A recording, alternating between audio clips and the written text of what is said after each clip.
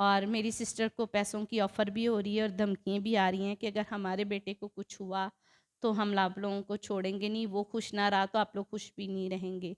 जब मैं शोर करने लगी थी तो उन्होंने मेरा मुंह बंद कर लिया था। ताज़ा तरीन अपलोड्स की नोटिफिकेशन हासिल करने के लिए हमारे चैनल को सब्सक्राइब करें और साथ में दिए गए घंटी के निशान को दबाना ना भूलें। अस्सलाम वालेकुम नाज़रीन, मैं हूं आपका मेज़बान अहमद फराज और आप देख रहे हैं पीसफुल पाकिस्तान। नाज़रीन, पाकिस्तान में ज़्यादती केस, रेप के केस जो है ना वो बहुत ज़्यादा बढ़ते जा रहे हैं। आए रोज़ हमें दिन ब दिन ये खबरें सुनने को मिलती हैं कि फ़लाँ बच्ची के साथ रेप हो गया, फ़लाँ के साथ रेप हो गया, फ़लाँ के साथ ज़्यादती हो गई। लेकिन अफ़सोस की बात यह है कि तहरीक इंसाफ़ के दौरे हुकूमत भी में मज़लूम लोगों को, ऐसी बच्चियों को इंसाफ़ ना मिले तो इंतहाई अफ़सोस है। आज भी हमारे साथ एक छोटी सी बच्ची मौजूद है जो कि इस दरिंदगी का जो है ना शिकार हुई है। तो आइए इनसे जानते हैं इनके साथ ये मामला कैसे हुआ है और किस तरह से हुआ है। अस्सलाम वालेकुम। जी, वालेकुम सलाम। आप मुझे ये बताएं कि ये मामला किस तरह से हुआ। ऐसा है कि मेरी सिस्टर घर शिफ्ट कर रही थी निशात से जनरल की बैक साइड पर। तो इनके साथ कोई लड़का नहीं, इनके घर कोई मर्द नहीं है। तो जब पास से गुज़रा था तो मेरी सिस्टर ने बोला कि ये बेटा ज़रा हेल्प करा देना सामान उठाने में, हम लेडीज़ जो सामान नहीं उठा सकती, मेरी बच्चियाँ भी छोटी हैं। तो उसने हेल्प कराई है, सामान लेके घर भी गया है, शिफ्ट कराया उसने सारा साथ घर। और फिर नेक्स्ट डे उनके घर आना जाना शुरू हो गया। फिर ये बच्चियाँ कुछ भूखी भी थीं, खाने पीने को नहीं था, तो वो भी हेल्प करता रहा इनकी। इसलिए कि जैसे मेरी सिस्टर ने बताया, मैं तो रहती नहीं हूँ साथ, तो जब शिफ्ट की है, खाने को देता रहा, आता रहा। उसने मेरे ख़्याल है पहले ही ज़ेन बना लिया, इनके घर तो कोई लड़का है नहीं और ये फिर किसी से डर के मारे कहेंगे नहीं, गिनती की 3 जनी हैं सिर्फ़। तो बस उसने इस चीज़ से फ़ायदा उठाया और बच्ची को चीज़ के बहाने बोला कि बेटा मैं आपको चलो चीज़ दिला लूँ। इसने मम्मा से पूछा जाओ, मम्मा ने कहा जल्दी जाना, ये पास ही तो है दुकान। तो वो गया चीज़, और चीज़ भी बच्ची को नहीं दिलाई उसने, और आगे पता नहीं कहाँ गलियों में ले गया। उसने कहा भी है कि ये चीज़, उसने कहा आगे से जाके कहीं गलियाँ अंधेरियों में ले गया। उस बच्ची के साथ इसने गलत किया, डराया धमकाया, बच्ची चीखी तो उसके मुँह पे हाथ रख लिया। इसने कहा कि मैं घर जाके मम्मा और दीदी को बताऊँगी। उसने कहा अगर तुम बताओगी तो मैं जान से मार दूँगा। ऐसे किया इसने इनके साथ। फिर बच्ची वापस घर आई, आपके बताया उसने? जी, वो खुद ही बच्ची को छोड़ के गया, इसलिए छोड़ के गया कि जब 10-15 मिनट गुज़र गए, इसकी सिस्टर नहीं थी घर, वो खाना लेने गई हुई थी। वो आई है, उसने कहा कहाँ? उसने कहा 10-15 मिनट हो गए हैं। उन्होंने कॉल की है, पता नहीं जी, जी, कि किधर है? तो कह रहा बस हम आ रहे हैं। तो बच्ची से बात भी कराई थी मेरा ख़्याल कि हम इधर ही आ रहे हैं। तो बच्ची को उसने फिर भी डराया कि घर जाके नहीं बताना, और बाहर से बाहर ही छोड़ के चला गया। तो मामा ने कहा चीज़ ना जूस ना कुछ। तो बच्ची बहुत घबराई हुई थी तो चिपक गई मामा को जाके, और मम्मा ने देखा इसको बुखार भी हो गया, और वो कहती ऐसे ना हल्के टाइप के उसकी आँखों के नीचे पड़ गए। सारी बात तो उसने डराया धमकाया, वो डर से ना वो कहीं खौफ़ज़दा थी। उसकी मम्मा को कुछ शक भी पड़ रहा था कि बच्ची मुझे ठीक नहीं लग रही। इसने कहा तबीयत नहीं ठीक। तो फिर इसने नेक्स्ट डे हिम्मत की बताने की। ज़ाहिर बात है, या तो बच्ची से तकलीफ़ नहीं बर्दाश्त हुई, मम्मा ने लाड-शाड कर रही थीं, तो उसको तसल्ली होगी कि मेरी मम्मा लाड कर रही हैं। उसकी वालिदा ने पूछा भी है उससे कि क्या बात है आपको? तबीयत ठीक है? कुछ हुआ है? उसने कुछ भी ना बताया बच्ची ने। तो मम्मा के साथ चिपक के सोती रही है, पूछती रही हैं मम्मा, बेटा बताओ क्या हुआ है? तो फिर इसने नेक्स्ट डे जब सो के उठी ना थोड़ी-सी, तो इसको मेडिसिन भी उसने दी है कि इसको बुखार हो गया डर के मारे। कुछ नहीं, फिर क्या जो होना था, फिर हमें जब डॉक्टर ने बताया कि बच्ची के साथ गलत हो गया है, तो फिर हम थोड़े से पक्के हुए। हमने उससे पहले कोई कार्रवाई नहीं की, कोई कुछ नहीं किया। जब हमें पता चला फिर हमने नेक्स्ट डे लड़के को ऐसे पकड़ा है कि वो बड़ी सिस्टर को फिर फ़ोन कर रहा था कि मेरे साथ खाना खाने चलो। इसकी बड़ी सिस्टर? जी, इसकी बड़ी सिस्टर को उसने ठीक है। फ़ोन किया है, तो फिर इसने बताया कि यही है जो बोल रहा है। फिर हमने उसको कहा कि इसने मुझे कहा, मैं कहा तुम उसको बुला लो। फिर मैं अपने बच्चे और मैं गई हूँ और हमने फिर इसको पकड़ा, और हमने 15 पे कॉल करके उसको पकड़वा दिया है। और फिर जब हमें नेक्स्ट डे पुलिस ने बताया कि उसके पास जो फ़ोन था, बच्ची की तस्वीरों पे उसने या आई लव यू या कुछ ऐसा लिखा हुआ था, क्या मतलब आई मिस यू के पता नहीं क्या कुछ लिखा हुआ है तस्वीरों में। तो वो अभी भी कहता है मैंने कुछ नहीं किया। तो ये बड़े अफ़सोस वाली बात है कि करके भी तो वो कहता है मैंने कुछ नहीं किया।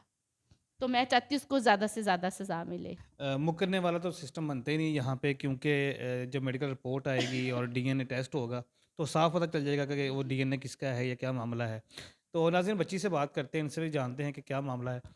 बेटा, जिस दिन ये सारा मामला हुआ, क्या हुआ था उस दिन? आपको कहाँ क्या कह के लेके गया था वो? चीज़ के बारे चीज़ के बहाने लेके गया था? कहाँ लेके गया था? जगह नहीं मालूम। जगह नहीं पता? नहीं। गलियों में कहीं ले गया था? जी। सुनसान जगह थी वो जी।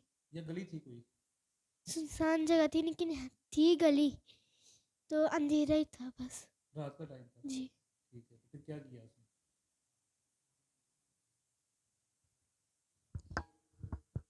देखो बेटा, परेशान नहीं हो, बताओगे ना तो फिर जो है ना आपको इंसाफ मिलेगा, उस दरिंदे को सज़ा मिलेगी। थोड़ा सा बताओ क्या हुआ था? मेरे साथ गलत काम किया।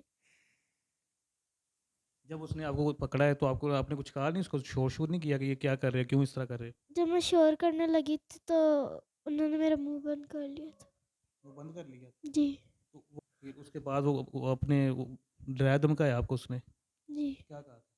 उससे बोला था कि अगर तूने किसी को बताया तो तुझे मैं जान से मार दूँ। उसने आपको धमकी दी कि आपको जान से मार दूँगा? जी। तो आपने फिर मामा को नहीं बताया आके कि मेरे साथ इस तरह हुआ है? नहीं। डर गई थी आप? जी। आपको लगता था कि वाक़ई वो मार देगा? शायद। फिर आपने पुलिस कार्रवाई की है, 115 पे कॉल की है, जी, तो उसको जी। अरेस्ट करवा दिया है। जी, बिल्कुल। अब आगे क्या सूरत-ए-हाल है? आगे ये है कि पुलिस हमारे साथ कोऑपरेट कर रही है, हमारे साथ वकील भी कोऑपरेट कर रहे हैं, बच्ची के बयान भी हो गए हैं, डीएनए टेस्ट भी हो गया है, लेकिन रिज़ल्ट 3 से 4 महीने तक आएगा, तब तक केस ऐसे ही चलता रहेगा। और आगे का भी पता नहीं है कि क्या होगा, क्या नहीं। इसलिए अगर वो फैमिली सोचती कि हम झूठ बोल रहे हैं, तो ये बिल्कुल गलत बात है, ये झूठ वाली बात नहीं है। आखिर हमारी बेटी के साथ हुआ है तो हमने ये कदम उठाया है, हम उन लोगों में से नहीं हैं। अगर हम ये कदम ना उठाते तो शायद वो ये लगातार करता रहता। छोटी को उसने टारगेट बनाया था तो वो बड़ी को भी चाह रहा था, और उसको भी कॉल्स इसने करने शुरू हुई थी। इसने सोचा बच्ची ने तो कुछ बताया नहीं है, तो इसीलिए उसकी इतनी हिम्मत हुई है। देख लें कि अभी उसके ज़हन में था कि बच्ची ने बताया नहीं, तो और दूसरी को भी वो शुरू हुआ था फ़ोन करना।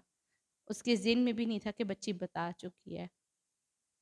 तो फैमिली की तरफ से क्या रिस्पॉन्स है उनकी तरफ से? अदालत में तो मुझे नहीं पता वो उनका क्या लगता था। वो मेरे पास आया था कि आपसे मैंने बात करनी, लेकिन मैं उससे बात नहीं करना चाहती थी। तो उसने कहा कि मैंने कहा आपसे कोई गलत बात की? मैंने कहा आप मुझसे बात नहीं करें, मैं आपसे बात नहीं कर सकती। आप मेरे वकील से बात करें। तो बोलने शुरू हो गया, तानू अल्लाह पूछेगा, झूठा केस है। तो मैंने उसको कहा इसमें झूठे केस वाली कौन-सी बात है? जी, झूठे केस जो करेंगे उनको भी सज़ा मिलेगी। भाई अगर झूठा केस होगा तो सज़ा मिलेगी ना। आपको अपने भाई पे इतना यकीन है कि वो कुछ कर नहीं सकता? उसने किया है तो यहाँ तक पहुँचा है। और प्लीज़ अपनी भाई की बातों पे मत आएँ, सोचें उसने कुछ नहीं किया, उसने किया है। और अल्लाह की बात करते हैं तो फिर अल्लाह की बात पे आते हैं ना, फिर अल्लाह के पास जाएँ और उनसे कह के बताएँ सच झूठ क्या। और मेरी सिस्टर को पैसों की ऑफ़र भी हो रही है और धमकियाँ भी आ रही हैं कि अगर हमारे बेटे को कुछ हुआ तो हम आप लोगों को छोड़ेंगे नहीं, वो खुश ना रहा तो आप लोग खुश भी नहीं रहेंगे। और मेरी सिस्टर के पास ऑलरेडी उनकी रिकॉर्डिंग भी है, और मैं चाहती हूँ कि पुलिस हमारे साथ और कार्रवाई में इसमें शामिल हो, और वो नंबर्स वगैरह पे जो धमकियाँ आ रही हैं उनको देखें, पकड़ें कि कौन है और वो क्यों कर रहे हैं। ज़्यादातर तो बात ये है कि ये समझते हैं हम क्रिश्चियन फैमिली है, इसलिए ज़्यादा दबाव डाला जा रहा है कि क्रिश्चियन फैमिली कुछ कर नहीं सकती और इनके आगे पीछे कोई नहीं है। अगर हमारे पास जेंट्स नहीं हैं तो हम जेंट से बढ़कर हैं भाई, ये बात याद रखिएगा। अगर हम क्रिश्चियन फैमिली हैं तो हमारे पास हमारे खुदा की ताकत है, और जो गलत है वो गलत है, चाहे वो मुस्लिम हो चाहे वो क्रिश्चियन हो।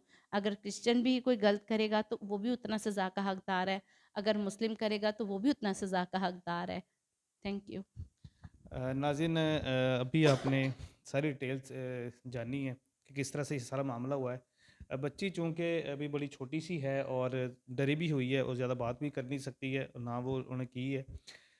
एक चीज़ मैं यहाँ पे कहना चाहूँगा कि जैसे उन्होंने कहा कि उन्होंने ये समझा है कि ये क्रिश्चियन फैमिली है तो हम इसको डरा धमका लेंगे या कुछ इस तरह कर लेंगे।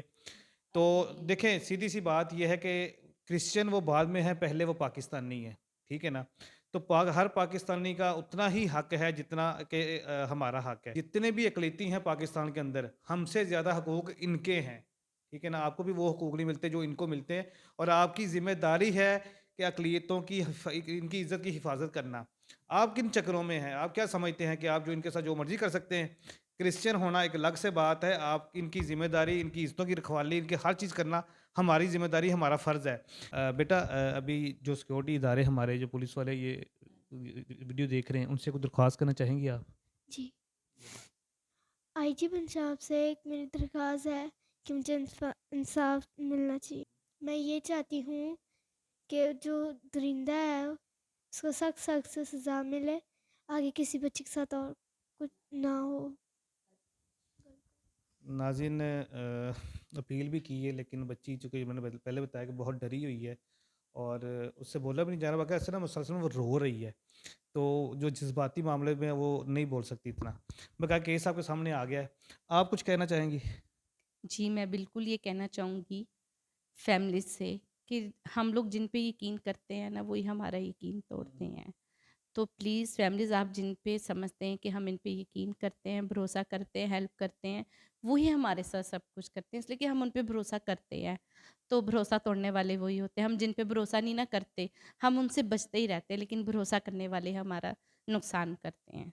मैं आपसे यही कहूँगी कि ज़रूर ध्यान रखें, ताकि हम लोगों की तरह किसी के साथ ना हो। बिल्कुल ऐसा ही है कि आप जब कोई भी रिश्ता हो चाहे आपका किसी भी किस्म का हो, अगर आपकी बेटियां हैं तो आप उनके ऊपर ध्यान रखें, उनका ख्याल रखें कि कभी किसी के साथ कोई इस तरह का मामला ना हो जाए। अगर आपको फैमिली के अंदर आपको कज़न वगैरह हैं या कोई भी ऐसा मामला है कि अगर आपको कोई मशकूक हरकत नज़र आए किसी की भी, तो फ़ौरी तौर पे एक्शन लें। कभी भी इस चीज़ को इग्नोर ना करें, ताकि आपकी जो बहनें हैं, माएँ हैं, बेटियाँ हैं, वो उनकी इज़्ज़तें जो है ना महफूज़ रह सकें। तो इसी के साथ अपने मेज़बान अहमद फराज को इजाज़त दीजिए। अपना बहुत सा ख्याल रखिएगा। अल्लाह हाफ़िज़।